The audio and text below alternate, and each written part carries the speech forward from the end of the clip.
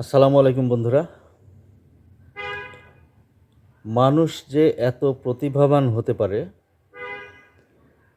তা আমার কল্পনায় ছিল না। আমি যেখানে চাকরি করি আমার এক দাদা, ও এত সুন্দর করে গান গায়, এত সুন্দর ওর গানের গলা, আমি তো মাঝে মাঝে আশ্চর্য হয়ে যাই।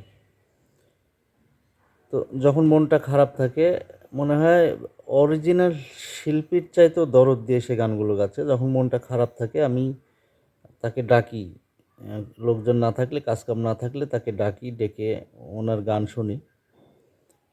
তো মানে ওনার গানটা শুনলেই মনটা ভালো হয়ে যায়।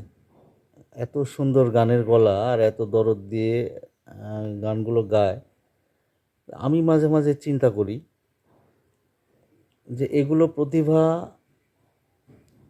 বাংলাদেশের আনাচে কানাচে ছড়িয়ে আছে, কিন্তু আমরা অনেকেই মূল্যায়ন করতে পারি না, বা আহ, সবাই তো দরিদ্র আমরা। তো প্রতিভা থাকা সত্ত্বেও ওই পর্যন্ত যেখানে গেলে প্রতিষ্ঠিত হব সেই পর্যন্ত পৌঁছাতে পারি না। তো মানে এরকম প্রতিভা প্রত্যেকটা গ্রামের আনাচে কানাচে ছড়িয়ে আছে, আমরা আসলেই সেগুলো কোনো মূল্যায়ন করতে পারি না। তো যাই হোক, আপনাদের আর দেরি করাবো না, গানটা শোনাবো আপনাদের। আমি অনেক বলে কয়ে তার গানটা রেকর্ড করছি আর কি। তো ঠিক আছে, শুনুন তার গানটা। আমার জনম গেল ভুলে ভুলে কইরা পিরিতি, জনম গেল ভুলে ভুলে কইরা পিরিতি, প্রেমের হাটে মন হারাইলাম না জেনে ক্ষতি আমি, প্রেমের হাটে মন হারাইলাম না জেনে ক্ষতি। লোহা যেমন পরে কামা আমি তেমন পুরি,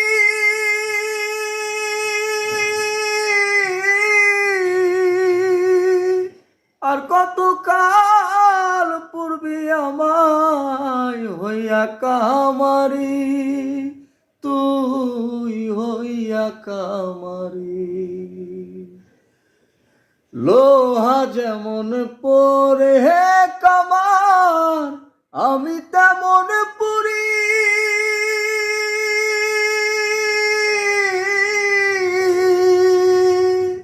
আর কত কাল পূর্বে আমায় হইয়া কামারি, তুই হইয়া কামারি। জীবন খাতায় শূন্য পেলাম হাইরে নিয়তি, জীবন খাতায় শূন্য পেলাম হাইরে নিয়তি,